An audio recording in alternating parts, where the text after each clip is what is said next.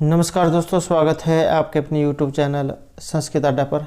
दोस्तों, आज की जो वीडियो इसमें है हम यहाँ पर करने वाले हैं छंद से संबंधित महत्वपूर्ण क्वेश्चन और इससे संबंधित जो भी कुछ जानकारी बनती है। और ये जो यहाँ पर छंद जो है आपके सभी एग्ज़ाम के लिए महत्वपूर्ण है, चाहे आपका इसमें एसटेट का एग्ज़ाम है, यूपी टेट है, आरटेट है, केवीएस है या कोई सा भी एग्ज़ाम है जिसमें छंद से क्वेश्चन पूछे जाते हैं, तो आपके सभी एग्ज़ामों के लिए जो है क्वेश्चन महत्वपूर्ण है। क्योंकि छंद जो है यहाँ पर एक ऐसा भाग है एग्ज़ाम का जिसमें से एग्ज़ाम में जो क्वेश्चन ये 4-5 क्वेश्चन जो है एग्ज़ाम में ज़रूर आ जाते हैं। और चाहे कोई सा भी एग्ज़ाम हो, यहाँ से 100% एक क्वेश्चन एग्ज़ाम में पूछा जाता है। तो सभी के सभी यहाँ पर ये महत्वपूर्ण है। और अभी तक के जितने भी वीडियो इन सभी में आप कह सकते हैं कि सबसे इम्पोर्टेंट भाग है ये छंद वाला। अगर आप इसे समझ जाते हैं तो कभी भी आप जो है छंद को नहीं भूलोगे। तो और अगर आपने हमारी इससे पहले वाली वीडियो नहीं देखी है तो इसे आप आई बटन पर क्लिक करके देख सकते हैं, या फिर हमारे चैनल की जो प्लेलिस्ट है वहाँ पर जाकर आप अभी तक के जितनी भी वीडियो इन सभी आप देख सकते हैं। और वीडियो शुरू करने से पहले अगर आपने अभी तक हमारे चैनल को सब्सक्राइब नहीं किया तो सब्सक्राइब कर ले और साथ में घंटे वाले कोने से दबाकर आप ऑल पे क्लिक जरूर कर लीजिएगा, जिससे आपको हमारे आने वाली जो वीडियो उसकी नोटिफिकेशन मिलती रहेगी। और दोस्तों, वीडियो को लाइक कमेंट और शेयर जरूर कीजिएगा। और आप हमारा जो दूसरा चैनल है रीडिंग लवर्स के नाम से, इसे भी सब्सक्राइब कर सकते हैं, क्योंकि जो भी कोई नई वैकेंसी इससे संबंधित महत्वपूर्ण अपडेट या जो जीके क्वेश्चन जो है तो इस चैनल पर हम डालते रहते हैं। और इसका लिंक और हमारा जो टेलीग्राम ग्रुप है, इन दोनों का लिंक आपको इस वीडियो के डिस्क्रिप्शन में मिल जाएगा। तो वहाँ से जो आप हमारे चैनल पर भी पहुँच सकते हैं और हमारा जो टेलीग्राम ग्रुप है वहाँ पर भी आप पहुँच सकते हैं। दोनों में जो हम महत्वपूर्ण अपडेट चैनल पर भी डालते रहते हैं और जो टेलीग्राम ग्रुप है वहाँ पर भी डालते रहते हैं। तो आप जो इन दोनों को सब्सक्राइब जो कर लीजिएगा। तो ये हमारे यहाँ पर छंद। सबसे पहले हम यहाँ पर छंद शास्त्र जो है इनके बारे में जान लेते हैं, किस प्रकार से है, क्या कुछ है ये।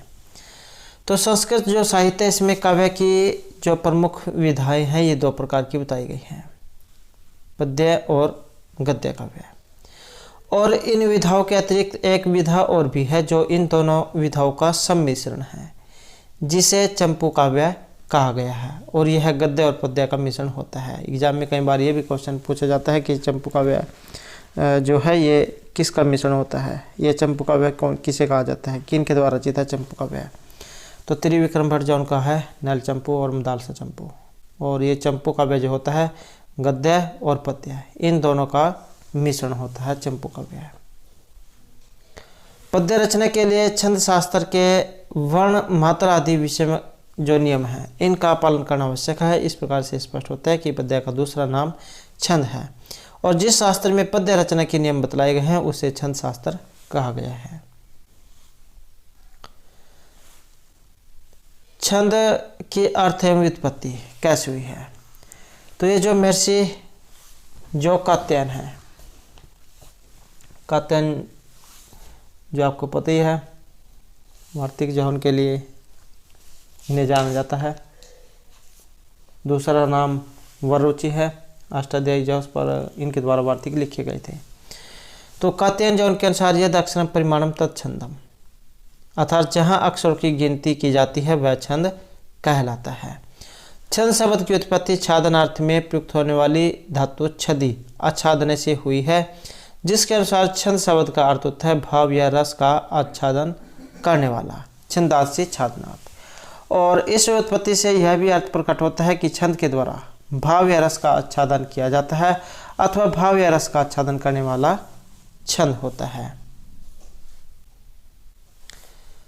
छदि आच्छादने प्लस घ, इससे छंद बना है।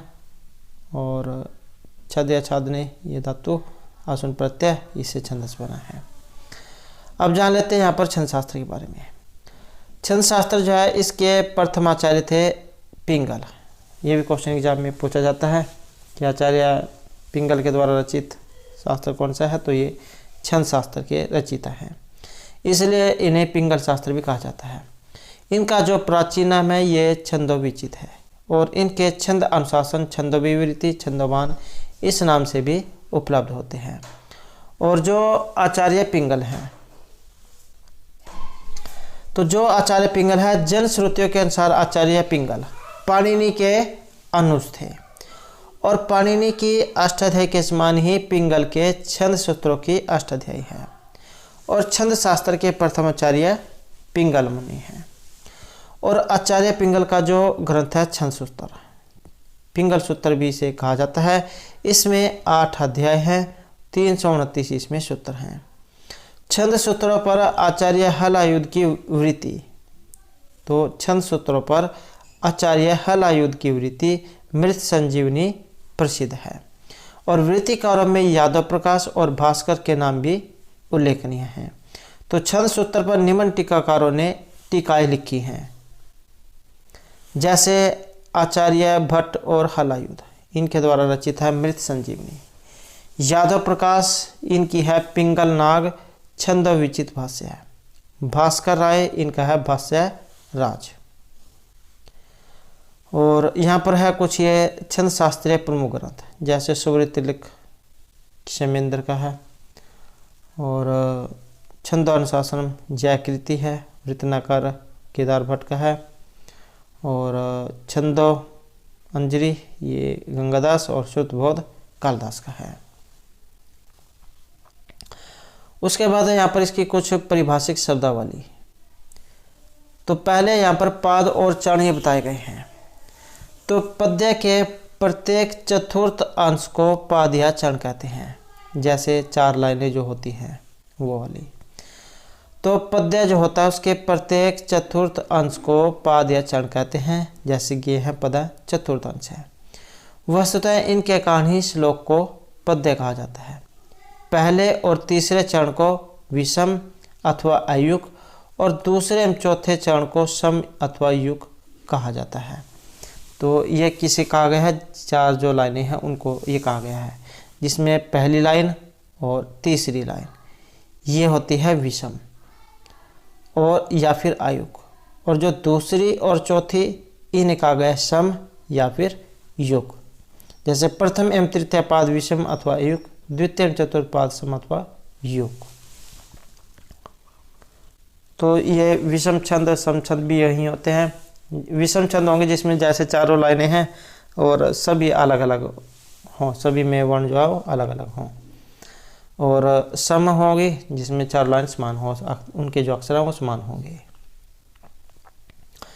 नेक्स्ट है यहाँ पर मात्रा से। वर्ण के उच्चारण में जो समय लगता है उस समय या काल को मात्रा कहते हैं।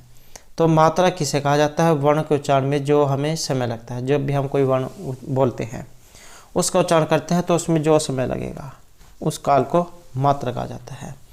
जितना काल लघु वर्ण के उच्चारण में लगता है उसकी एक मात्रा मानी जाती है। जितना काल लघु वर्ण के उच्चारण में लगता है उसे एक मात्रा मानी जाती है। और जितना समय काल गुरु वर्ण के उच्चारण में लगता है उसे 2 मात्राएं कही जाती हैं।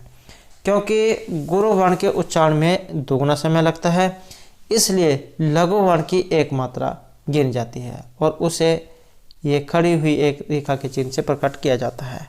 ये जो एक डंडा आपने देखा होगा कई बार छंद अगर आपने पहले पढ़े होंगे, तो इस प्रकार से ये एक खड़ी लाइन जो होती है, तो ये तो हो गया लघु और ये वाला अक्षर है गुरु का। एको मात्रिका भवेत् हर्षः द्विमात्रिका दीर्घम उच्यते त्रिमात्रिका प्लुत गेयः व्यंजनम च अर्ध मात्रिकम। और यहाँ पर क्या कहा गया है, अर्थात एक मात्रा वाला जो वर्ण है वो हर्षव है। क्या है, एक मात्रा वाला वर्ण हर्षव है। एक मात्रिका भवेत् हर्षव है, एक मात्रा वाला वर्ण हर्षव है।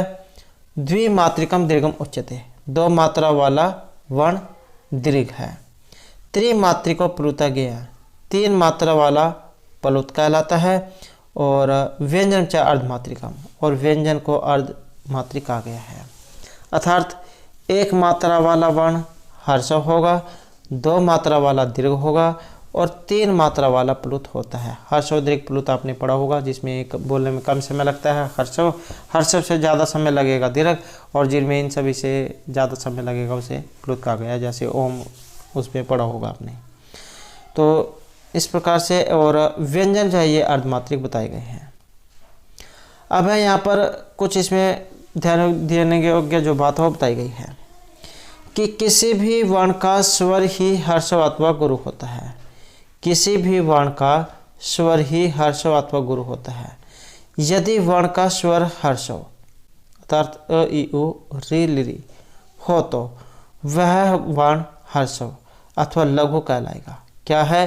किसी भी वर्ण का स्वर ही हर्षव अथवा गुरु होता है, अर्थात यदि वर्ण का स्वर हर्षव हो तो वह हर्षव अथवा लघु कहलाएगा।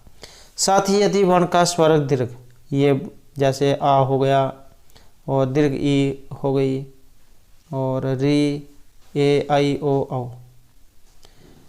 तो वह वर्ण जो है लघु कहलाएंगे। वर्ण अर्थात हर्ष स्वर, इनको लघु वर्ण कहा गया है या हर्ष स्वर, और जो दीर्घ को गुरु। ये लघु को इस प्रकार समझ सकते हैं आप, एक डंडा, और दीर्घ जो है इसका एस। तो किंतु छंद शास्त्र में पाद के अंत में आवश्यकता अनुसार गुरु को लघु एवं लघु को गुरु समझना चाहिए। तो कई बार जो बाद वाला जो अक्षर होता है लाइन में वो गुरु मानना पड़ता है। किंतु छंद शास्त्र में पाद के अंत में आवश्यकता अनुसार गुरु को लघु और लघु को गुरु समझना चाहिए। तो लघु वर्ण ये सभी जो जितने यहाँ पर अक्षर दिखाए गए हैं सभी लघु के हैं। अ ई उ री ली का की को क्री वर्ण। और जो गुरु वर्ण जो होते हैं वो उनका जो है दीर्घ मान सकते हैं इन सभी का। तो गुरु वर्ण की 2 मात्राएं मान जाती है, और 2 मात्राओं का चिन्ह ये वाला चिन्ह है, हर्षव कह सकते हैं या फिर ऐस वाला, ये वाला। तो ये गुरु का निशान है। अ दीर्घ ई दीर्घ उ ए आई ओ औ अंग अ, तो ये सभी क्या हैं? दीर्घ है। शायद इसमें पीछे जाए, यहाँ पर कुछ इसमें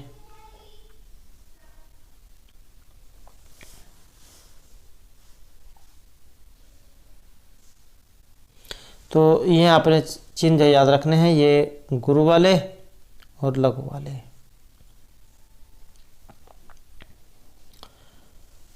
अब है यहाँ पर लघु गुरु विचार। श्लोक के चरण में जिस वर्ण को गुरु बताया जाता है उसके लिए ये वाला चिन्ह और लघु के लिए वाले चिन्ह का प्रयोग किया जाता है। ये नहीं आपको देखने को मिलेंगे, ये वाले देखने को मिलेंगे। ये संख्या, ये जो 1 है ये लघु और ये एस गुरु। गुरुरे को गगर अस्तु लकार लघुर एक का है कर्मेण चय समरेखा भी संस्थान समदृश्यते यथा। छंद शास्त्र में लघु और गुरु का निर्धारण करने के लिए यह सिद्धांत मान्य है। स अनुस्वार हैं दीर्घ, स अनुस्वार दीर्घ हैं, विसर्ग च गुरु भवेत्, वर्ण संयोग पूर्व च है तथा पदांत अंतः अपि तथा। के अनुस्वार से युक्त, ये जो जैसे अब शब्दांक की बिंदी जो पर होती है, अनुस्वार से युक्त इत्यादि लघु वर्ण को भी दीर्घ या गुरु माना जाता है। तो ये जिसके ऊपर बिंदी होगी वो अपने अक्षर गुरु मानना है। द्विमात्रिक दीर्घ वर्ण या दीर्घ स्वर युक्त वर्ण को दीर्घ या गुरु माना जाता है। जैसे कि आप ऊपर उदाहरण जो दीर्घ वाला जो पढ़ा था तो वे सारे दीर्घ वाले हैं। सुक्त वर्ण जैसे विद्या है, विद्या क्या इसमें द और या, इसके संयोग से बना है ध, ये वाला द और या के इस और ये जो यहाँ पर ध जो आया इसे सुक्त वर्ण भी कहा गया है। तो सुक्त वर्ण जैसे विद्या है, ध जो है इसमें ये वाला, इंद्र में न और द्र, और विद्युत इसमें द और या गया ये वाला, आदि को सुक्त वर्ण माना जाता है। इन सुक्त वर्णों से पूर्व के वर्ण को दीर्घ या गुरु माना जाता है। तो इस प्रकार के जो होते हैं ये वाले, ये सारे आप दीर्घ मानने चाहिए। और विसर्ग जिस वर्ण के साथ जुड़े हों उस वर्ण को भी गुरु माना जाता है। कि विसर्ग जैसे कोई शब्द है उसके साथ विसर्ग जुड़ रही है तो वो वाला वर्ण भी गुरु माना जाएगा। और पदंस्त अर्थात चरण या पद के अंत में लघु वर्ण हो तो गुरु वर्ण की आवश्यकता होने या गण का निर्धारण करने में उसे दीर्घ या गुरु माना जाता है, परंतु यह नियम विकल्प से यूज होता है। अगर कोई बाद में लघु वाला आ भी जाता है तो वो उस छंद के ऊपर निर्भर करता है किस प्रकार से। कई बार लघु भी उसमें गुरु मानना पड़ता है बाद वाला, और कई बार जो दीर्घ लघु को गुरु मानना पड़ता है, गुरु को लघु मानना पड़ सकता है अगर बाद में कई बार ऐसा अगर स्थिति बने। तो मात्रिक छंद में प्राय गुरु और लघु का यही नियम मान्य है। अब बात आ जाती है यहाँ पर यति और गति की। ये भी क्वेश्चन एग्जाम में बहुत बार पूछा जाता है, यति क्या होती है या विराम क्या होता है या कहाँ पर यति होती है। तो पद्य के उच्चारण में श्वास लेने हेतु क्षण भर रोकने का व्यवस्थित विश्राम यति कहलाता है। जहाँ पर हम बोलते बोलते हुए कुछ हमें सांस लेनी पड़ती है तो वह स्थान फिर यति है कि पद्य के उच्चारण में श्वास लेने हेतु क्षण भर रुकने का व्यवस्थित विश्राम यति कहलाता है। दूसरे शब्द में उच्चारण काल में जीभ जहाँ अपनी इच्छा से रुक जाती है तो उसे यति कहते हैं, और यह यति उच्चारणकर्ता की इच्छा के अधीन होती है। तो जो कोई उच्चारण कर रहा है वो कुछ उसके ऊपर भी निर्भर करती है कि वो कहाँ पर रुकता है या नहीं रुकता है। तो यह यति उच्चारणकर्ता की इच्छा के अधीन होती है। इसके विच्छेद, विराम, वृत्ति, विश्राम ये पर्यायवाची हैं। तो हो सकता है ये यति की जगह पर आपको ये शब्द भी देखने को मिल जाए। तो ये भी शब्द इनका मतलब भी यही होता है। विच्छेद हो गया, विराम, वृत्ति, विश्राम, ये सभी भी यति हैं। यते ज्येष्ठ विश्राम स्थानम कबीर भी उच्यते सा विच्छेद विराम अद्य पदे बच्चा निज इच्छया। तो सभी जगह बोलने वाला जो है उसके ऊपर निर्भर करता है।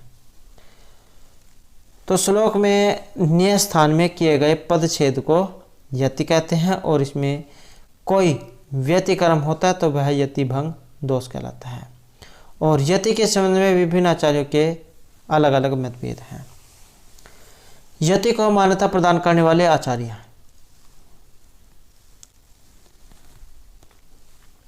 तो यहाँ पर भी ये महत्वपूर्ण, ये भी क्वेश्चन जो एग्जाम में आ सकता है, यति को मानने वाले आचार्य कौन कौन से हैं।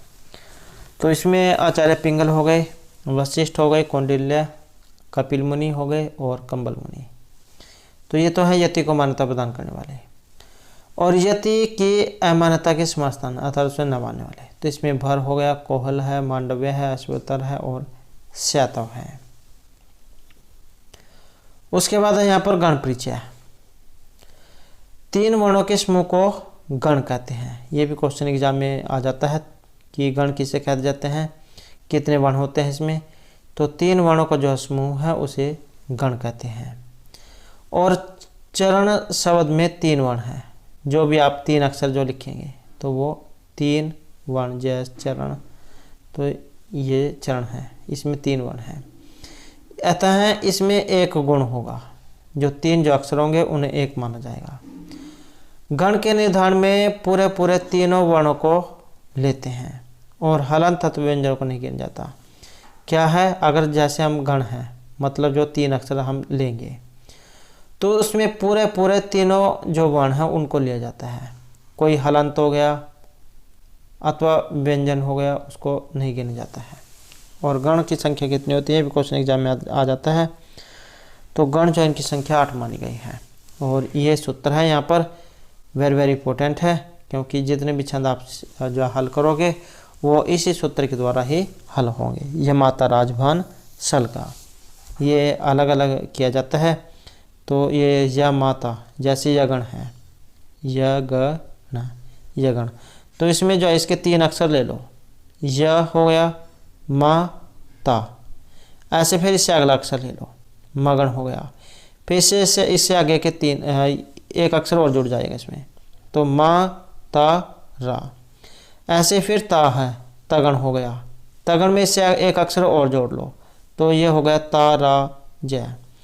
फिर इससे अगला ये रा, रगण, इसमें इससे आगे का एक अक्षर जो यहाँ पर जोड़ लो तो ये बन जाएगा ज, भ, न। ऐसे ही फिर यहाँ पर इससे आगे भगन हो गया, इससे आगे का एक अक्षर और इसमें जोड़ लो तो ये बन जाएगा भ न सा। फिर यहाँ पर ये भगन हो गया, भगन में जो इससे के आगे का एक अक्षर जोड़ लो तो फिर इसमें न स ल ये हो गया। तो इस प्रकार से जो है ये 3-3 के जोड़े बनाए जाते हैं। और जैसे यहाँ पर ये है यगण, मगण, तगण, रगण, जगण, भगण, नगण, सगण, लघु गुरु, तो इस प्रकार से होते हैं। यहाँ पर भी जाए फार्मूला इनका बताया गया है। और प्रीवियस जो एस्टेट का एग्ज़ाम था, एक क्वेश्चन इसमें से आया हुआ था, कौन सा था वो तो अब हम यहाँ पर देखेंगे कौन सा आया हुआ था। तो इसमें प्रत्येक गण के निर्धारण के लिए सूत्र से पहले वाला वर्ण अथवा साथ के 2 वर्ण लेकर उसमें लघु गुरु देखकर चिन्ह लगाकर निर्धारण किया जाता है। कैसे निर्धारण किया जाता है तो वो फार्मूला भी यहाँ पर आप इसमें देख सकते हैं। जैसे कि हमने पहले य माता राजभान सल का सूत्र पढ़ा था, य माता राजभान सलगा, यह माता राजभान सलगा। तो इसमें अब जो पहला जो अक्षर है यहाँ पर यगण, ये यगण है। तो इसमें माता रा, तो इसमें ये देख सकते हैं, इसमें एक ये या जो है ये सिंगल है एक अक्षर, तो ये लघु है। माता ये दोनों दीर्घ है, तो यहाँ दोनों का ये गुरु वाला चिन्ह आ जाएगा। फिर ऐसे ही यहाँ पर मगण है और माता रा, तो ये तीनों लघु हो गए क्योंकि तीनों दीर्घ है, माता रा। फिर ऐसे इससे यहाँ पर ये तगण हो गया, तो इसमें ता राजा, तो ये 2 गुरु हैं एक लघु है। और उसके बाद फिर ये रगण हो गया, राजभ, तो इसमें देख सकते हैं आप यहाँ पर कौन सा है, ये राजभा, ये बनेगा यहाँ पर राजभा। तो गुरु एक ये लघु है और ये भी गुरु है, तो फिर ये जो है ऐसा ही ऐसे वाला बनेगा। उसके बाद जगण है यहाँ पर जभन, तो एक लघु है, ये वाला गुरु है और ये लघु है। फिर ऐसे ही यहाँ पर ये हो जाएगा भगन वाला, भ न स, तो भगन में फिर ये एक लघु है भा वाला, न स लघु है। उसके बाद आ जाता है आपका नसल, ये नगण, तो इसमें न स ल ये आ जाता है। तो भगन में क्या ये नगण में क्या आएगा, न स ल, तो तीनों ही लघु है। और यही क्वेश्चन एस्टेट के पूर्व एग्ज़ाम जो था 2021 वाला, तो उसमें क्वेश्चन ये आया हुआ था, ये वाला नसल है। इसमें पूछा गया था कि कौन सा छंद है जिसमें तीनों लघु होते हैं। ये तीनों जो है लघु ये नसल में होते हैं। हो सकता है अब की बार गुरु वाला पूछ ले जाए कि तीनों गुरु कौन से में है, तो ये मगन में है, माता रा में। तो बस आपके ये जो है ये या माता राजभान सल का अपने सूत्र याद कर लेना है। और उसके बाद जो है ये 3-3 के जोड़े बना लेने हैं, उसमें देख लेना है कि कौन सा लघु गुरु बनेगा। तो ये देख सकते हैं आप यहाँ पर ये 11 का एग्ज़ाम था, उसमें भी पूछा गया था और 2008 के एग्ज़ाम में भी था। तो हो सकता है इनमें से ये अब की बार आ जाए, क्योंकि ये 2011 के बाद 21 जो है इसमें आ चुका है और इसको बहुत साल जो हो चुके हैं। 2008 में आया था ये, तो हो सकता है अब की बार यहाँ पर आपको देखने को मिल जाए। तो ये सूत्र आपने याद कर लेना, ये फार्मूला। उसके बाद जो यहाँ पर आ जाते हैं आपके छंद भेद। संस्कृत साहित्य भेद अनुसार छंद के 2 भेद हैं। तो 2 भेद कौन कौन से, एक तो है वैदिक, एक है लौकिक। लौकिक जो हम ये सामान्य जो पढ़ रहे हैं वो वाला, और ये वैदिक जो ये प्राचीन जो वेद जो थे उनमें प्रयोग होते थे वैदिक छंद। तो यहाँ पर अभी इनके बारे में बताया गया है, वैदिक साहित्य सृजन में प्रयुक्त छंद। तो ये है वैदिक साहित्य सृजन में प्रयुक्त छंद, वैदिक छंद कहलाते हैं। वैदिक छंद में कुछ छंद पाद आधारित होते हैं, कुछ छंद संख्या आधारित होते हैं। ऋग्वेद में 13 छंदों का, यजुर्वेद में 8 छंदों का, अथर्ववेद में 5 छंदों का प्रयोग देखने को मिलता है। और समस्त प्रकार के वैदिक छंदों की संख्या 26 बताई गई है। ये भी जो एक क्वेश्चन एग्जाम में पूछ जाता है, कौन सा लकार है जिसका प्रयोग वेद में होता है। तो ये लेट जो लकार है, लेट, ये वेद में प्रयोग होता है। और नंबर 2 में हमारे यहाँ पर लौकिक छंद। तो 4 चरणों या पादों से युक्त श्लोकों पद्य या वृत्त कह देते हैं, जो 4 लाइनें जो होती हैं। तो 4 चरणों या पादों से युक्त श्लोकों पद्य या वृत्त कहते हैं। और छंद भी 2 छंद जो है इसके 2 भेद बताए गए हैं, वृत्त एवं जाति।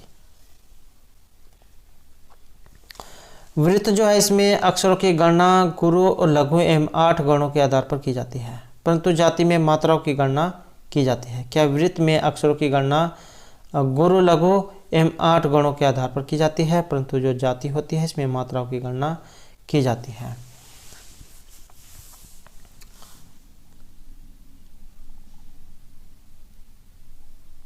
वर्णिक मात्रिक भी आपको यहाँ पर ये देखने को मिल सकता है। तो पहला जो यहाँ पर ये वर्णिक छंद है, ये वाला जो जहाँ पाद या चरणों में गणों के आधार पर वर्णों की गणना पर छंद का निदान किया जाता है। जहाँ पर वर्ण गिने जाएंगे तो वर्णिक, मात्र गिने जाएगी तो मात्रिक। तो जहाँ पाद या चरण में गणों के आधार पर वर्णों की गणना कर छंद का निर्धारण किया जाता है तो वह वृत्त वर्णिक छंद कहलाता है। तो ये वर्णिक छंद है। अनुष्टुप वृत्त या वर्णिक छंद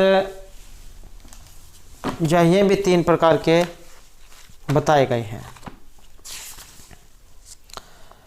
या फिर जो ये वर्णिक छंद जो है, यस्मिन छंदे पादस्थानाम वर्णानाम संख्या गण्यते तत् वर्ण छंद है। जैसे उपेंद्र, वसंत तिलका, वसंत आदि जो छंद हैं ये सारे आपके वर्णिक छंद हैं। और ये जो वृत्त या वर्णिक छंद जो है ये भी 3 प्रकार के बताए गए हैं। 3 प्रकार के कौन कौन से हैं? तो जैसे सम्मिलित हो गया, अर्धसम्मिलित हो गया, विसम्मिलित हो गया। अब ये भी क्वेश्चन एग्जाम में आ जाता है कि छंद जो है सम्मिलित कौन सा होता है, अर्धसम्मिलित कौन से होता है या विसम्मिलित कौन से होते हैं। तो सम्मिलित कौन से होते हैं? जिस छंद के चारों पादों में वर्णों की संख्या समान होगी। सम्मिलित क्या? जैसे 4 लाइनें हैं, सारों में अक्षर बराबर बराबर होंगे। जैसे 8 है, सारों में 8 8 8 हैं, तो 800 के 32 होंगे इसमें। तो जिस छंद के चारों पादों में वर्णों की संख्या समान होती है उसे सम्मिलित कहा जाता है। जैसे अनुष्टुप छंद है, इसके प्रत्येक पाद में वर्णों की संख्या 8 होती है। और धर्म क्षेत्र कुरुक्षेत्र समेत युत्सव है माम एकः पांडवाच एव किम कुर्वत संजय है। और उसके बाद है यहाँ पर अर्धसम्मिलित। अर्धसम्मिलित क्या होता है कि जिसका जो है यहाँ पर प्रथम और तृतीय चरण पाद एक समान, दूसरा और चौथा एक समान होता है तो वो अर्धसम्मिलित है। जैसे ये 4 लाइनें हैं तो इसमें पहली लाइन और तीसरी लाइन ये दोनों बराबर है। जैसे इसमें 12 12 हो गए। और जो ये दूसरी और चौथी लाइन है इसमें 13 13 अक्षर हो गए। तो इस प्रकार से है जिसका प्रथम एवं तृतीय चरण या पाद एक समान होगा, दूसरा और चतुर्थ एक समान होगा, तो वो तो होगा अर्धसम्मिलित। सम्मिलित जिसमें चारों लाइनें बराबर होंगी। अर्धसम्मिलित जिसमें पहली तीसरी दूसरी चौथी लाइन बराबर होगी। जैसे यहाँ पर वियोगनी बताया गया है। तो जैसे यहाँ पर वियोगनी ये बताया गया है, प्रथम पाद, तृतीय पाद और द्वितीय चतुर्थ पाद। वियोगनी क्या है? इसमें प्रथम तृतीय पाद पर 10 वर्ण हैं और दूसरे में 11 11। तो ये सिर्फ समझने के लिए आप समझ सकते हैं। उसका उदाहरण भी यहाँ पर दे दिया गया है। सहसा विदित न किरमिका परमाप्तम पदम गुणते ही विमृश्य कारण गुणवत्ता समेव संपदा। और यहाँ पर तो जो इसमें छंद की बात हुई है। और अगर एग्जाम में ये श्लोक है और श्लोक के बारे में एग्जाम में आ जाए तो किरात और जन्म जो उसमें से लिया गया है। हमें कोई भी कार्य जो है वो अचानक नहीं करना चाहिए। अगर हम जल्दबाजी में कोई कार्य करते हैं तो या तो वो जल्दी खराब हो जाएगा या फिर सही ढंग से नहीं होगा। तो किरात और जन्म जो उसमें से है और महर्षि भारवी जो उनके द्वारा रचित है। और एक ही अकेला महाकाव्य लिखा गया है किरातार्जुनीयम। तो नेक्स्ट है हमारे यहाँ पर विसम्मिलित। तो सम्मिलित जिसमें चारों चरण बराबर होंगे और अर्धसम्मिलित पहली तीसरी लाइन बराबर होगी, दूसरी और चौथी बराबर होगी, तो वो अर्धसम्मिलित। अब जो यहाँ पर विसम्मिलित है कि जहाँ पद में चारों चरणों में वर्णों की संख्या भिन्न भिन्न हो तो वह विसम्मिलित होता है। जैसे मतलब 4 लाइनें हैं, पहले में 11 हो गए, दूसरे में 12, इसमें 13, इसमें 14। तो इस प्रकार से यहाँ पर सभी में वर्ण जो वो अलग अलग होते हैं। तो उसे ही जो यहाँ पर विषम जो छंद है वो कहा गया है। तो इस प्रकार से ये सम्मिलित अर्धसम्मिलित ये आपके याद होने चाहिए, जैसे यहाँ पर उद्गता जो है इसमें ये बताया गया है।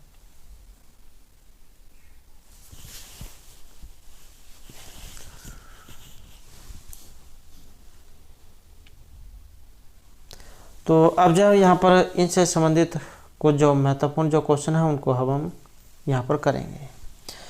तो क्रमशः मगण भगण नगण तगण, तगण दो गुरु, ये किस छंद के लक्षण हैं? मगण भगण नगण, दो तगण और दो गुरु, तो ये किस छंद में होता है?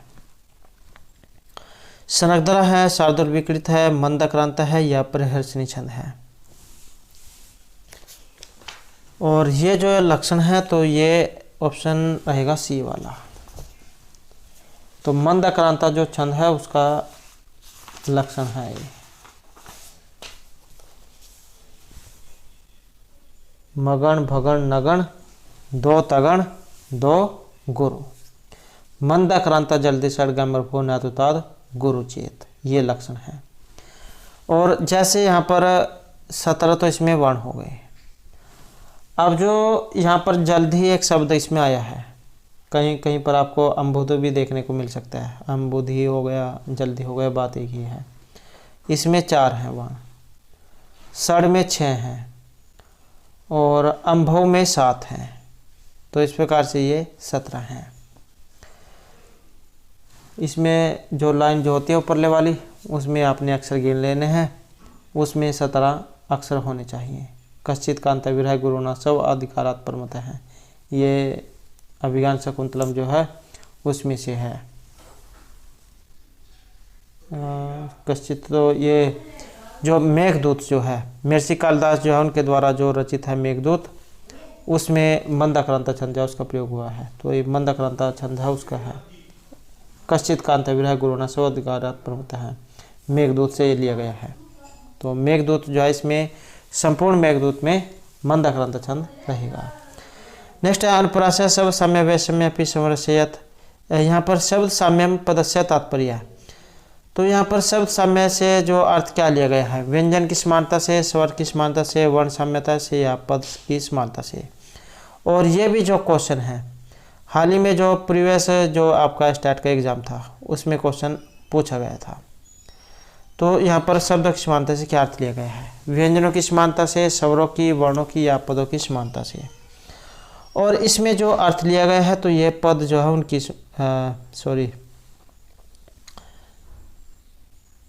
व्यंजन जो है उससे यहाँ पर लिया गया है, व्यंजनों की समानता से यहाँ पर लिया गया है। अनुप्रास शब्द समय विषमपि समरसयत। तो शब्द समानता जो है यहाँ पर व्यंजनों की समानता से लिया गया है। या इसका पद समानता कौन सा सही आंसर होगा? अगर आपको इसमें कोई संशय लगता है तो आप उत्तर के साथ जो है कमेंट जरूर कर दीजिएगा। नेक्स्ट है यहाँ पर उदयति पूर्व कुसुम तथा फलम। सबसे पहले जो एक वृक्ष जो होता है, सबसे पहले उस पर फूल आते हैं, उसके बाद इस पर फल लगते हैं। तो उदयति पूर्व कुसुम तथा फलम, सबसे पहले फूल उत्पन्न होंगे, उसके बाद फल। उपर्युक्त चाने छंद से है नाम। तो इसमें छंद बताना कि कौन सा है? दुर्त विलंबित है, उपेंद्र वज्र है, वसंत है या रथ उदता है। और इसमें जो यहाँ पर छंद जो है ये ऑप्शन सी वाला रहेगा। तो वसंत जो है वो इसमें छंद यहाँ पर रहेगा। और वसंत जो छंद होता है इसका लक्षण होता है जातो तो वसंतम उदरितम जरो। इसमें होते हैं जगण, तगण, जगण और रगण। जगण, तगण, जगण, रगण। और वर्णों की जो संख्या इसमें 12 होती है। जातो तो वसंतम उदरितम जरो। विचिन्त्यन्ति यत् मन्यान् अन्यमानसः तपोधनं वेत्स्य नमाम उपस्थितम समृश्यसि त्वां न सबोधितोऽपि सन् कथां परमतः प्रथमं कृतामिव। तो ये अभिज्ञान शकुंतलम से लिया गया है। नेक्स्ट यहाँ पर द्वादशे सप्तमी च स्थाने कस्मिन् छंदसि यति भवति। तो द्वादश 12वें और 7वें स्थान पर एक कौन सा छंद है जहाँ पर यति होती है? 12वें और 7वें। 12 और 7 कितना है? तो 12 और 7 है 19। तो वो छंद कौन सा है? अगर आपके ऐसे याद होंगे तो वो उस फिर भी आप इसमें थोड़ा अंदाज़ा लगा सकते हैं कि कौन सा यहाँ पर इसमें छंद होगा। 19 कौन कौन से में होते हैं।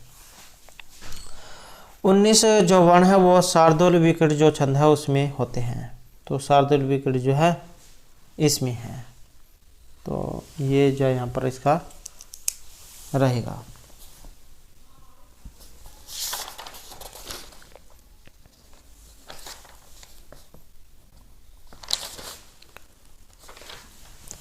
और शार्दूल विकटित का लक्षण क्या होता है। सूर्य अस्मे जस ततः स गुर्व शार्दूल विकटितम, ये शार्दूल विकटित का लक्षण है। यहाँ पर आया है कि इसमें सूर्य शब्द, सूर्य इसमें वर्णों की संख्या होती है 12, अश्वय में होती है 7, तो इस प्रकार से कितने हैं इसमें 19 ये वर्ण हैं। सूर्य अस्मे जस तथा स गुर्व शार्दूल विकटितम। मगण सगण जगण सगण तगण तगण गुरु, क्या है। मगण सगण जगण सगण 2 तगण और गुरु, ये होता है शार्दूल विकटित। 19 है इसमें। नेक्स्ट यहाँ पर छंद सो चतुर्दश वर्णात्मक छंद हैं। तो चतुर्दश वर्णात्मक छंद कौन सा है। चतुर्दश 14, तो 14 जो छंद जो वर्ण जो है ये किसमें होते हैं। रथोदता शिखानी मालिनी या वसंतिलका में। तो 14 वर्ण वाला यहाँ पर कौन सा है। और 14 जो वर्ण है ये वसंतिलका जो छंद है इसमें होते हैं। और वसंतिलका जो छंद है इसका फिर लक्षण क्या है। उक्ता वसंतिलका तबझा जगौ गया, तो इसका लक्षण है तगण भगण 2 जगण 2 गुरु, क्या है। तगण है, भगण है, 2 जगण है और 2 गुरु है। तगण भगण 2 जगण 2 गुरु वसंतिलका छंद। 14 इसमें वर्ण है। उक्ता वसंतिलका तबझा जगौ गया, तो वसंतिलका छंद। नेक्स्ट हमारे यहाँ पर न समर सलाग हैं षड्वेदेहे हरिणीमतः अस्मिन् लक्षणे हय पदस्य तात्पर्यम् अस्ति। तो यहाँ पर हय एक ये पद आया है ये वाला, तो इससे क्या अर्थ लिया गया है। सप्तभी चतुर्भी वाजिभी या अश्वी, और इसका जो अर्थ लिया गया है तो ये सप्तभी जो है इनसे लिया गया है। नेक्स्ट है यहाँ पर मंदाक्रांता छंद से प्रत्येक अस्मिन् चरणे कति वर्ण है। मंदाक्रांता छंद बताना है। 18 हैं, त्रयोदश हैं, पंचदश है या सप्तदश है। तो इसके बारे में हमने पहले ही पढ़ा है मंदाक्रांता, और 17 जो इसमें होते हैं। तो ऑप्शन बी यहाँ पर हमारा रहेगा। और 18 तो यहाँ पर 18 नहीं होते हैं। और पंचदश है मालिनी छंद में,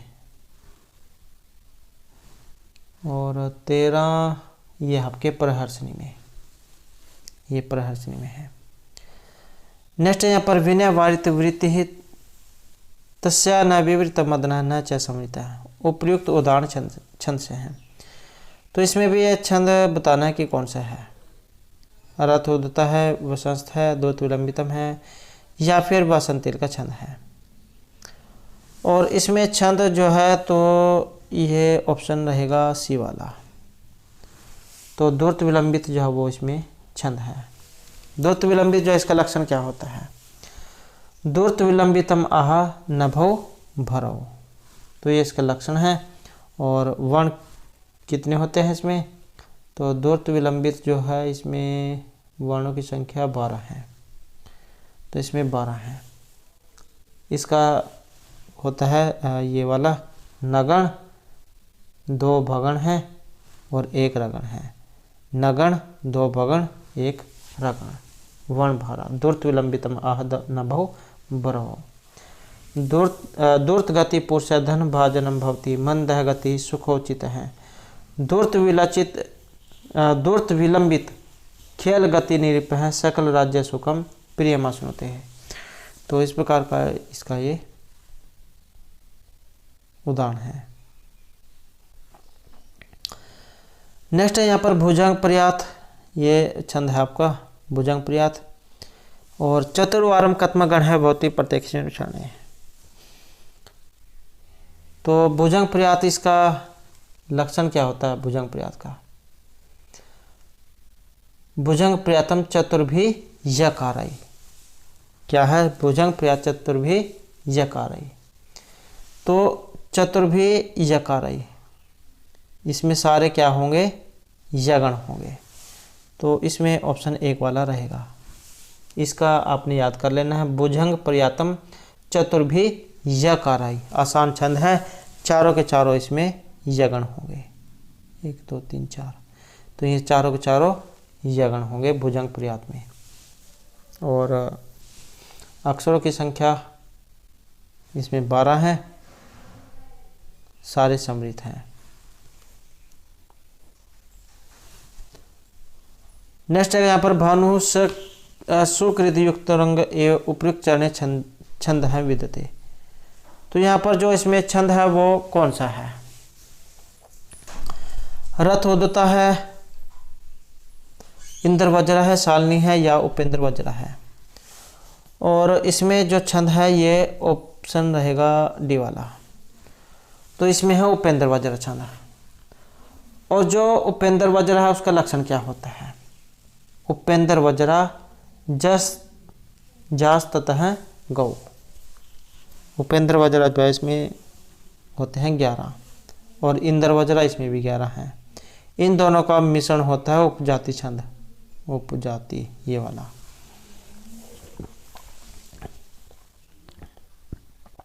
और जो ये उपेंद्र वज्रा है इसका भी लक्षण आपने याद रखना है। तो ये रहेगा जगण तगण जगण और 2 गुरु हैं इसमें, 2 गुरु। जगण तगण जगण 2 गुरु उपेंद्र वज्र छंद है। और वर्णों की संख्या 11 है। इसका भी उदाहरण आपने याद रख लेना है। तमेव माता च पिता तमेव, तमेव बंधु सखा तमेव, तमेव विद्या द्रविड़म तमेव, तमेव सर्वमम देव देव। तो इस प्रकार का है। और इसमें भी 11 हैं, उपेंद्र वज्र में भी इंद्र वज्र में भी। और इंद्र वज्र का है स्याद इंद्र वज्र यदि तव जगो गए। 2 तगण, ये इंद्र वज्र का जो लक्षण है, इंद्र वज्र जो है इसका लक्षण क्या होता है? स्याद इंद्र वज्र यदि तव जगो गए। इसमें भी 11 हैं। इसमें होते हैं 2 तगण और 1 जगण 2 गुरु। तो ये होता है इसका, ये 2 तगण 1 जगण 2 गुरु इंद्र वज्र। नेक्स्ट है यहाँ पर आर्य छंद से द्वितीय चरण मात्रा भवंती। आर्य छंद है, इसके दूसरे चरण में मात्राएं होती हैं। तो वो कौन सा है, कौन सा होता है? यस्याः प्रथम पादे 12 मात्रः तथा तृतीयापि। क्या? यस्याः प्रथमे पादे 12 मात्रः तथा तृतीयापि 18 द्वितीय चतुर्थ के 5-10 है आर्य। कि जैसे 4 लाइनें हैं। अब इसके यस्याः प्रथमे पादे 12 मात्रः तथा तृतीयापि, पहले में 12 हैं, तीसरे में भी 12 हैं। 18 द्वितीय के, दूसरे में 18 और चतुर्थ के 5-10, चौथी जो लाइन है इसमें 15। तो ये है आपका आर्य छंद। अब आर्य छंद से द्वितीय चरणे मात्रा भवंती, ये है दूसरी लाइन। दूसरी में कितनी होती है? तो दूसरी लाइन में कितने होंगे? और ये है 18। ऐसे ही अगर पहली में पूछ ले जाए तो पहली का कौन सा है? ये पहली में 12 है और दूसरी का पूछ ले जाए तो 18 है और तीसरी का पूछ ले जाए तो तीसरी में कितने हैं, इसमें भी 12 हैं। चौथी का पूछ लिया जाए तो फिर ये 15 है। नेक्स्ट है हमारे यहाँ पर अनुष्टुप छंद से पंचम अक्षर है भवती। अनुष्टुप जो छंद है वेरी वेरी इंपॉर्टेंट है, देख सकते हैं पहले भी एग्जाम में आ चुका है और हो सकता है अब की बार भी आ जाए, क्योंकि छंद का एक क्वेश्चन एग्जाम में जरूर आएगा ही आएगा। 2-3 क्वेश्चन जो एग्जाम में आ जाते हैं। तो अनुष्टुप छंद से पंचम अक्षर है भवती। अनुष्टुप छंद में 5वां अक्षर होता है। और अनुष्टुप छंद क्या होता है? श्लोके षष्ठम गुरु गेयम सर्वोत्तर लघु पंचम। क्या? श्लोके षष्ठम, छठा जो वर्ण है, श्लोके षष्ठम गुरु गेयम, छठा जो अक्षर है वो गुरु होगा ये। और सर्वोत्तर लघु पंचम, और सभी जगह 5वां अक्षर लघु होगा। क्या? श्लोके षष्ठम गुरु गेयम सर्वोत्तर लघु पंचम द्विचतुष्योपाद हर्षम, दूसरे और चौथे में ये क्या होगा? हर्ष होगा, दूसरी और चौथी लाइन में। सप्तम दीर्घम अन्यो, और 7वां दीर्घ होगा। कि अनुष्टुप छंद से प्रत्येक पादे 8 वर्ण बनती।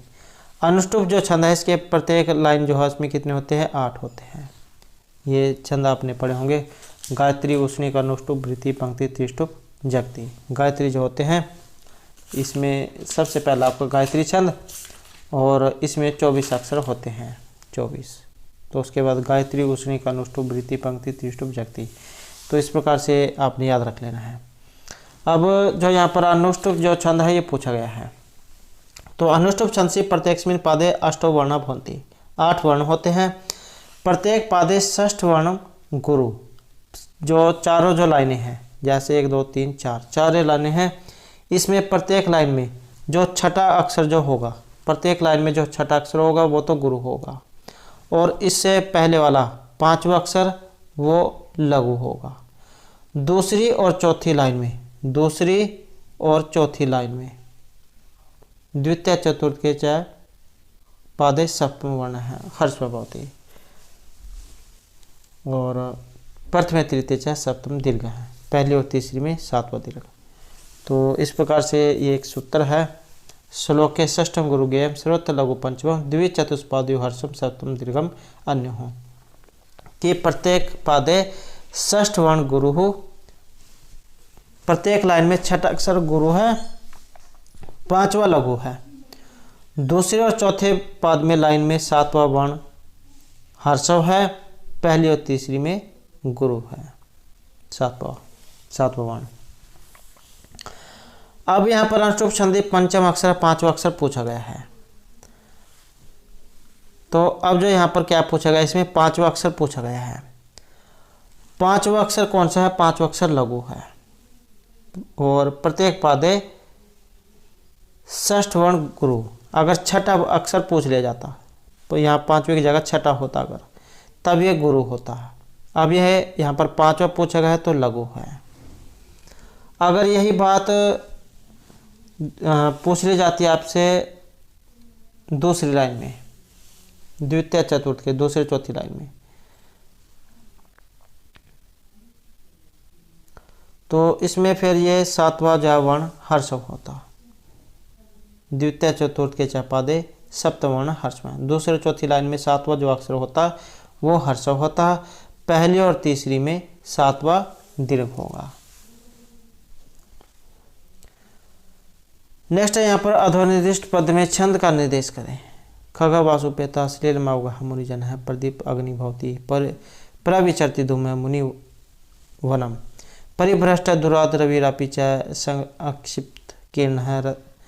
तो ये एक जो है यहाँ पर ये श्लोक है और छंद जो यहाँ पर पूछा गया है। मंदक्रांत है, ऋणी है, शिखरणी या शार्दुलविकृत छंद है। और इसमें जो रहेगा तो ये ऑप्शन है सी वाला। तो शिखरणी जो है वो इसमें छंद है। शिखरणी छंद जो है इसमें कितने होते हैं? इसमें होते हैं 17 अक्षर शिखरणी में।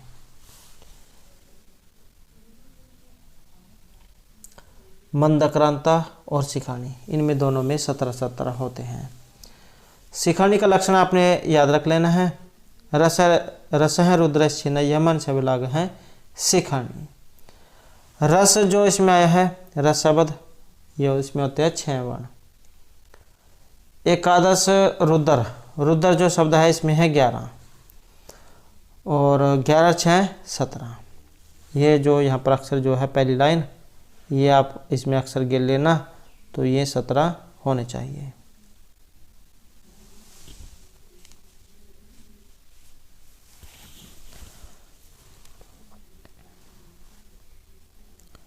नेक्स्ट है यश छंद से है प्रथम तृतीयो चरणे द्वादश है।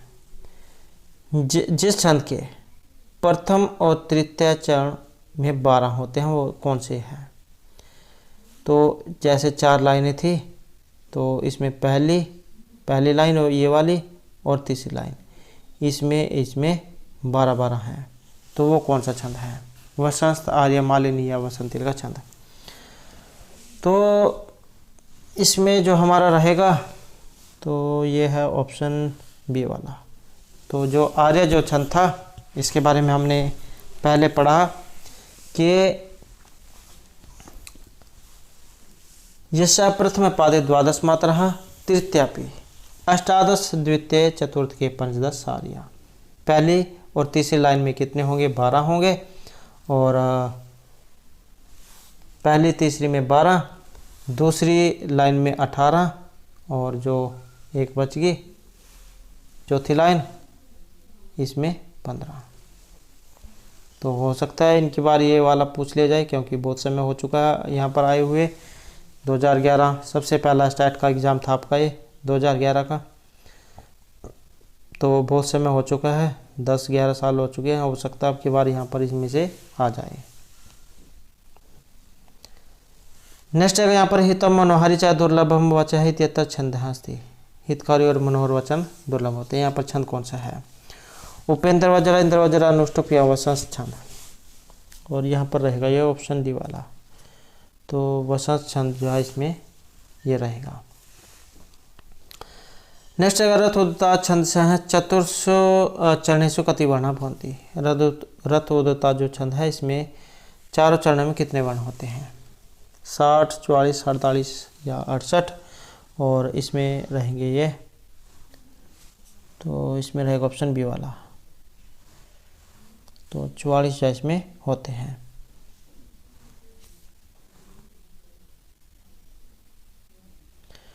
नेक्स्ट हमारे यहाँ पर रस रुद्र छिन्न यमन से बिलाग है शिखानी। ये लक्षण है किसका? शिखानी छंद का। यहाँ पर रुद्र शब्द आया है, इसमें संख्या बतानी है कितनी होती है। तो अब ये शिखानी छंद में कितने होते हैं? अगर आपके याद होंगे कि शिखानी छंद जो है इसमें 17 होते हैं। और जैसे कि हमारे द्वारा आपको पहले भी बताया गया है, रस में 6 और रुद्र में 11 होते हैं। रस में 6, रुद्र में 11, तो 11, 6, 17 होते हैं। तो यहाँ पर रुद्र पूछा गया है और रुद्र क्या है? 11। रस के पूछ ले जाते तो फिर उसमें 6 होते। नेक्स्ट हमारा यहाँ पर स्नग्धर प्रतिपादम कति वर्णयुक्ता भवन्ति। ये स्नग्धर छंद है। प्रतिपादम कति वर्णयुक्ता भवन्ति। तो यहाँ पर वही बात पूछी गई है, स्नग्धर के प्रत्येक जो लाइन है उसमें कितने अक्षर होते हैं? 5, 10, 16 से 19 है स्नग्धर छंद। अब जो स्नग्धर छंद है इसमें कितने अक्षर होते हैं? वर्णों की संख्या इसमें 21 होती है स्नग्धर छंद में। मैं भ्रणाम त्रयण त्रिमुनि यतियुता स्नग्धरा कीर्तियम। तो ये स्नग्धर जो है, तो इसमें 3 मुनि आपने याद रख लेने हैं। 3 मुनि 7, 7, 7। तो यह है त्रिमुनि यतियुता। 3 मुनि जो है इसमें बताए गए हैं स्नग्धर छंद में। वर्ण 21 हो गए। और लक्षण है इसका मगण, रगण, भगण, नगण, 3 यगण है। क्या है? मगण और रगण, भगण नगण और 3 यगण है इसमें, 1 2 3, ये 3 यगण हैं। मगण, रगण, भगण, नगण, 3 यगण। त्रिमुनि यतियुता, तो 21 है इसमें। और ये 21 कौन से में है? तो 21 है एक विंशति, ये वाले। नेक्स्ट हमारे यहाँ पर उपकृतम बहुत उत्तर की मुच्यते इति उदाहरण छंद है वर्ते। दुर्त विलंबितम रथोदतः सनग्रह शालिनी छंद।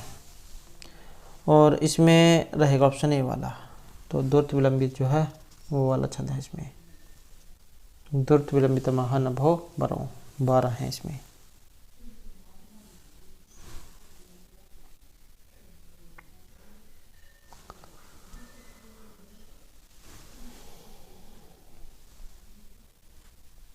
नेक्स्ट है यहाँ पर एकोनविंशति वर्णाकस्मी छंदसी। एकोनविंशति, ये कितने होते हैं? कौन सा छंद है ये जिसमें 19 बताए गए हैं? शार्दूल विक्रीतम उपजाति वसंतिल का याद शिखानी छंद। तो ये 19 जो होते हैं ये होते हैं आपके शार्दूल विक्री छंद में, जिसमें आपने पढ़ा था कि 12वें 7वें पर यति होती है। सूर्य अस्मि, ये वाला सूर्य अस्मि जस तथा स गुरु शार्दूल विक्रीतम, 12 7 19। नेक्स्ट है यहाँ पर अधोलिखितेषु अर्धफ्रे समृतम किम, ये शायद कुछ मिसप्रिंट है यहाँ पर। तो इसमें अर्धसमृत बताना है। वियोगनी शालिनी मंदग्रंथ शिखानी छंद। और इसमें रहेगा यहाँ पर ऑप्शन ए वाला, वियोगनी। नेक्स्ट है अनुष्टुप छंद से उत्तर लघु कतमें वर्ण है। अनुष्टुप छंद के जो इसमें लघु पूछा गया है, सभी जगह लघु कौन सा होता है, कौन सा अक्षर होता है? 5वां 6वां 7वां 8वां वर्ण। तो सर्वोत्तर लघु, इसमें जैसे कि हमने पहले एक श्लोक पढ़ा था, श्लोके षष्ठम गुरु गेयम सर्वोत्तर लघु पंचमम। श्लोक जो होता है उसमें 6ठा अक्षर, 6ठा जो अक्षर है वो सभी जगह आपने क्या पढ़ना है? गुरु पढ़ना है। और 5वां अक्षर क्या पढ़ना है? तो 5वां अक्षर लघु पढ़ना है। 6ठा अक्षर गुरु पढ़ना है, 5वां अक्षर लघु पढ़ना है। तो इसमें जो ये रहेगा ऑप्शन बी वाला। नेक्स्ट है इंद्र वज्र छंद से लक्षण है अन्य गुरु प्रयुज्यते। इंद्र वज्र छंद में लक्षण में अन्य गुरु कौन सा है, कितने हैं? चतुर्वारम, एक वारम, त्रिया द्विवारम इंद्र वज्र छंद में।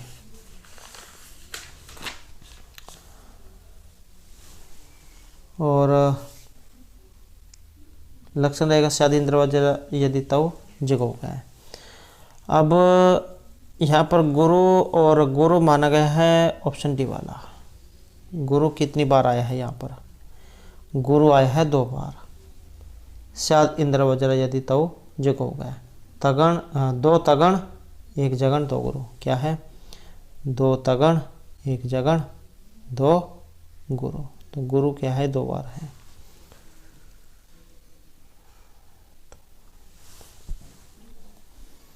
नेक्स्ट है यहाँ पर वर्ण सुक्त से। वर्ण सुक्त छंद है वर्ते। वर्ण सुक्त में छंद पूछा गया यहाँ पर। त्रिष्टुप है, उद्गीत है, अनुष्टुप या गायत्री छंद है। और इसमें रहेगा ये त्रिष्टुप छंद।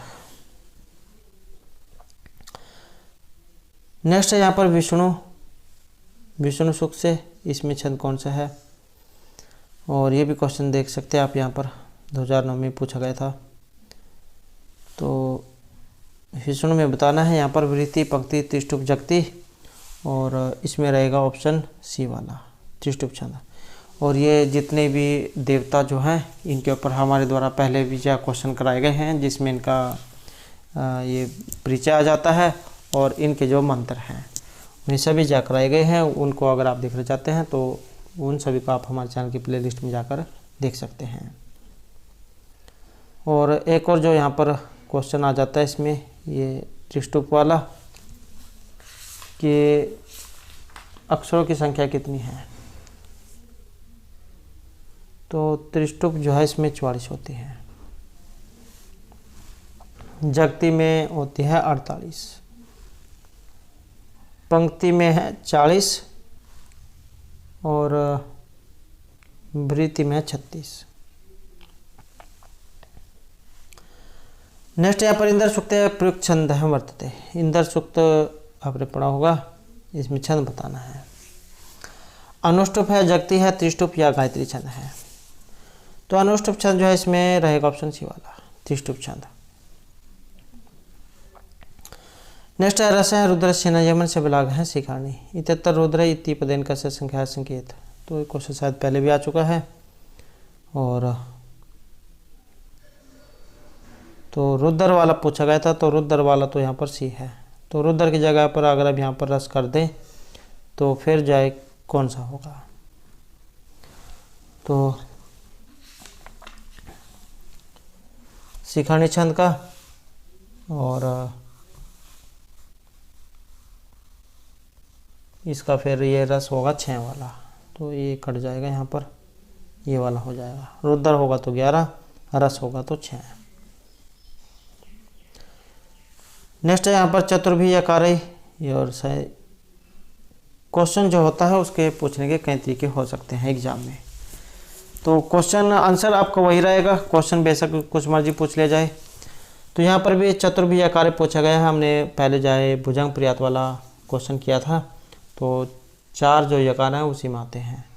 भुजंग प्रयातम चतुर्भी यकार है, जिसमें 12 अक्षर थे। तो ये जो है भुजंग प्रयात इसका है।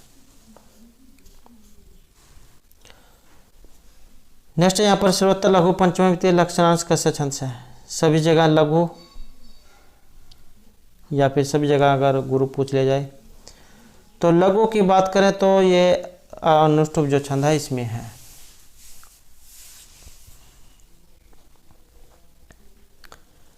नेक्स्ट विद्या नाम नरस्य रूपम अधिकम परिच्छन्न गुप्तम धनम इति पद्यांश किम नाम छंद है।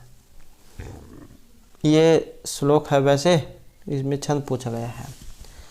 मंदाक्रांता सादुल विकृतम शिखानी या वसंतिल का छंद। विद्या जो है ये छुपा हुआ धन है, और इसमें छंद जो है ये रहेगा हमारा ऑप्शन बी वाला, शार्दुल विकृत छंद। नेक्स्ट है प्रतिपादम एकमिस्ति वर्णात्मकम किम छंद है। प्रत्येक पाद में एक मिस्ति, ये वाला छंद कौन सा है। और ये वाला जो छंद है ये सनगधरा छंद है, क्योंकि इसमें कितने होते हैं, 21 होते हैं। एक मिस्ति ही 21, तो 21 बताने हैं। और ये आपका सनगधरा आएगा। त्रिमुनि यथयुता 3 ये वाले 7 21। नेक्स्ट है प्रकृति सिद्धम ही महात्मानाम इत्यस्मिन् श्लोके किम छंद है। मंदक्रांता द्रुत विलंबितम भुजंग प्रियात या उपजाति छंद। और इसमें रहेगा ऑप्शन बी वाला, तो द्रुत विलंबित वो छंद है इसमें। नेक्स्ट है यहाँ पर वसंत तिलकती इत्यस्य छंद से कस्मिन पादे अक्षर संख्या भवति। तो ये संख्या बतानी है इसमें, कौन सा है ये, वसंत तिल का छंद। तो वसंत तिल का छंद में कितने होते हैं, और वसंत तिल का छंद में कितने होंगे। तो ये ऑप्शन डी वाला 14 जो इसमें होते हैं। तो 14 यहाँ पर इसमें रहेगा। अगला क्वेश्चन रहेगा यश छंद से चत्वारिशो अष्टवर्णा भवन्ति। जिस छंद के चारों में 8 वर्ण होते हैं। आर्य अनुष्टुप इंद्रवज्र या मालिनी में, और यह है अनुष्टुप छंद। अनुष्टुप छंद जो होते हैं इसके 4 पाद समान होते हैं। नेक्स्ट है जगणस्य गण चिन्ह वर्तते। जगण, ये जगण है यहाँ पर, जगण जगण। जैसे कि हमने पहले फार्मूला लगाया था जगण वाला, तो जगण में बताना आपने कौन सा बनता है। अब जगण यह माता राजभानसल का जैसे हमने किया था।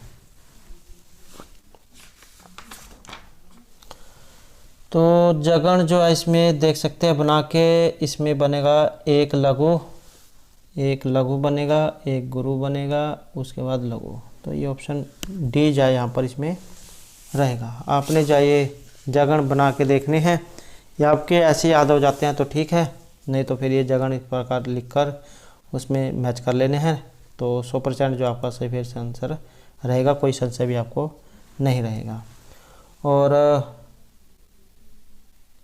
जो यहाँ पर अन्य की अगर हम बात करें तो SIS ये बनता है आपका रगड़ में, SIS। और S11 ये बनेगा आपका भगन में, ये भगन का है। और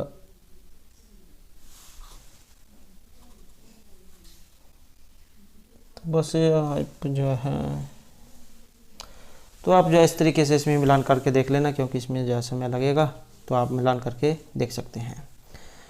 नेक्स्ट यहाँ पर लौकिक छंद है भवती पंचविधम द्वि चतुर या त्रिविधम।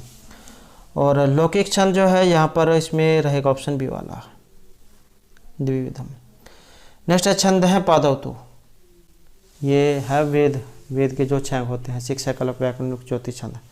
तो छंद पूछा गया, इसकी उत्पत्ति वेद पुरुष के किस अंग से हुई है।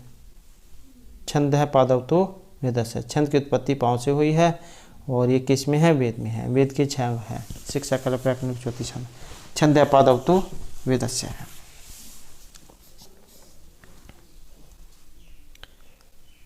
नेक्स्ट है यहाँ पर निम्नलिखित पंक्तों छंद से निर्दिष्ट हो असंशयम क्षेत्र परिग्रह क्षमा यद आर्यम अस्माभि अभिलाषी में मन है।